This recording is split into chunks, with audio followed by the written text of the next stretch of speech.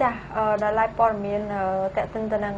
ក្រុមហ៊ុនសេខាតបានធ្វើការចាយលុយរបស់ខ្លួនចំនួន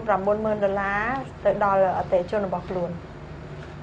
ក្រុមហ៊ុនសេខាតនៅថ្ងៃទី19កន្លងទៅនេះបានធ្វើការចាយលុយរបស់ខ្លួនចំនួនប្រមាណជា$90,000សហរដ្ឋអាមេរិកទៅលើអតិថិជនរបស់ខ្លួនពីររូបដែលពួកគាត់បានឈ្នះពីការផ្ញើសារទៅកាន់កម្មវិធី 10K ឈ្នះ$10,000ជារៀងរាល់ថ្ងៃរបស់ក្រុមហ៊ុនសេខាតក្នុងចំណោមទឹកប្រាក់$90,000សហរដ្ឋអាមេរិកចាប់$90,000សហរដ្ឋអាមេរិកនោះគឺត្រូវបែងចែកទៅដល់អតិថិជនចំនួន2រូបផ្សេងគ្នាហើយក្នុងនោះរួមមានអ្នកគ្រូភីវផល្លារស់នៅខេត្តបាត់ដំបងដែលទទួលបានទឹកប្រាក់$7,000សហរដ្ឋអាមេរិកនិងអតិថិជនទី2គឺលោកឡុងតារ៉ារស់នៅខេត្តព្រៃវែងក៏ទទួលបានទឹកប្រាក់ចំនួន$20,000ផងដែរចាសសូមបញ្ជាក់ថាលោកអ្នកក៏អាចឈ្នះពីកម្មវិធី$10,000សហរដ្ឋអាមេរិកជារៀងរាល់ថ្ងៃពីក្រុមហ៊ុនសេខាតដូចគ្នាដោយជាមួយគ្នានោះដែរដើម្បីមានឱកាសឈ្នះនៅរង្វាន់ដោយគ្រាន់តែ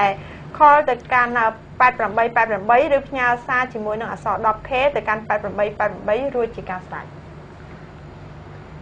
ព័ត៌មានចុងក្រោយនេះបាទនៅវគ្គព័ត៌មានសេដ្ឋកិច្ចជាតិនេះគឺ